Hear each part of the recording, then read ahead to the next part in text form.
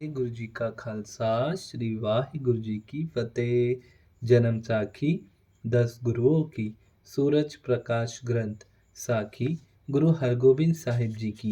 गुरु जी की स्वर्ग सिधारने जाने की तैयारी। गुरु जी ने अपने अंतिम समय के लिए एक कमरा तैयार करवाया और उसका नाम पातालपुरी रखा।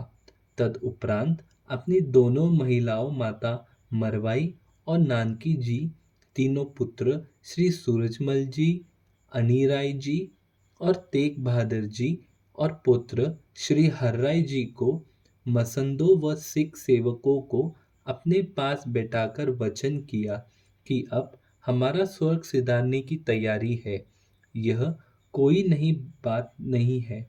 संसार का प्रवाह नदी की तरह सदा चलता रहता है। यह सब कुछ नश्वरत तथा अस्थिर है। प्रभु का हुक्म मानना और उस पर चलना चाहिए, यही जरूरी है। धन गुरु नानक। श्री हर्राय जी के प्रति वचन। फिर आप जी ने हर्राय जी को कहा कि तुम गुरु घर की रीति के अनुसार पिछली रात जागकर सोच स्नान करके आत्मज्ञान को हृदय में धारण करके भक्ति मार्ग को ग्रहण करना, शोक को त्याग कर धैर्य रखना और सिखों को उपदेश देकर उनका जीवन सफल करना। अपने बाबा जी के वचन सुनकर श्री हर्राय जी ने कहा कि महाराज, देश के तुर्क हमारे शत्रु है। उनके पास हुकूमत है। उनके स्थान किसी तरह का व्यवहार करना चाहिए। गुरु जी ने कहा, तुम कोई चिंता न करो। जो तुम्हारे ऊपर चढ़ कर आएगा वह कोहरे के बादल की तरह उड़ जाएगा। तुम्हें कोई हानि नहीं पहुंचा सकेगा। यह वचन सुनकर श्री हर्राय जी ने गुरु जी के चरणों में माथा टेककर सुख शांति प्राप्त की। धन गुरु नानक। सिखों और परिवारों को आज्ञा। तदुपरांत गुरुजी ने भाई भाने को आज्ञा की कि तुमने अपने पुत्र को श्री हर्राय जी की सेवा में रहने देना। जोधराय को कहा कि तुम अपने घर कागद चले जाना और सतनाम का स्मरण करके सुख भोगना और गुरु का लंगर जारी रखना। बीबी वीरों को धैर्य दिया और कहा, तेरी संतान बड़ा यश पाएगी। तुम्हें सारे सुख की प्राप्ति होगी। धन गुरु नानक।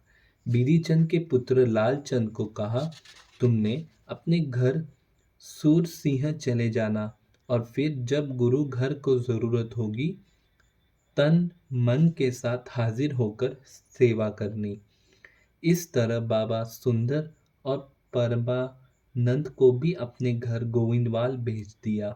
फिर माता नानकी की तरफ देखकर कहा कि तुम अपने पुत्र श्री तेग बहादुर को लेकर अपने मायक बाकले चले जाओ। श्री सूरजमल जी को कहा कि तुम अपनी इच्छा के अनुसार श्री हर्राय जी के पास अथवा यह तुम्हें सुख प्राप्ति हो निवास कर लेना। तेरा वंश बहुत बढ़ेगा फूलेगा।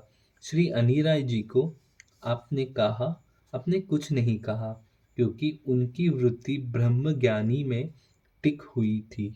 धन गुरु नानक। संगत के प्रति वचन। संगत और मसंदों को संबोधित करके आप जी ने वचन किया, आज से श्री हर्राय जी को तुम हमारे ही स्वरूप जानना और मानना। जो इनके विरुद्ध चलेगा उसका लोक परलोक बिगड़ेगा और वह यहाँ वहाँ दुख पाएगा। वाणी पढ़नी, सतनाम का स्मरण करना और शोक न किसी ने नहीं करना होगा। हम अपने निज धाम स्वर्ग को जा रहे हैं। धन गुरु नानक।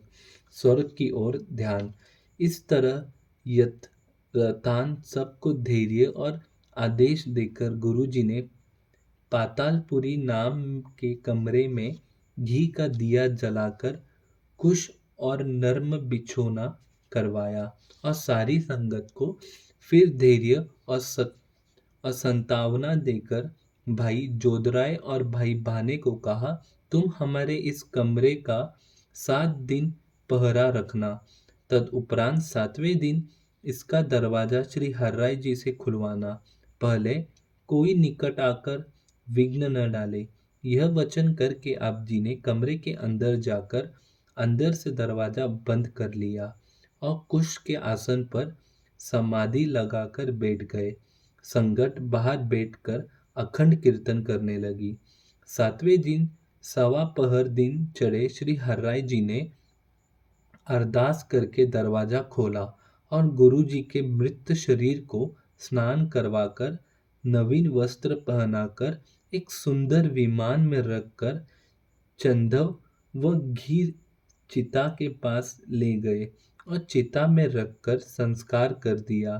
तत्पश्चात सबने सतलुज नदी में स्नान किया और डेरे आकर कड़ा प्रसाद की देग तैयार करके बांटी।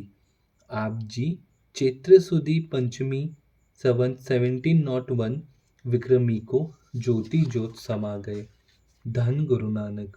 वाहिगुरु जी का खालसा श्री वाहिगुरु जी की फतेह। धन गुरु नानक।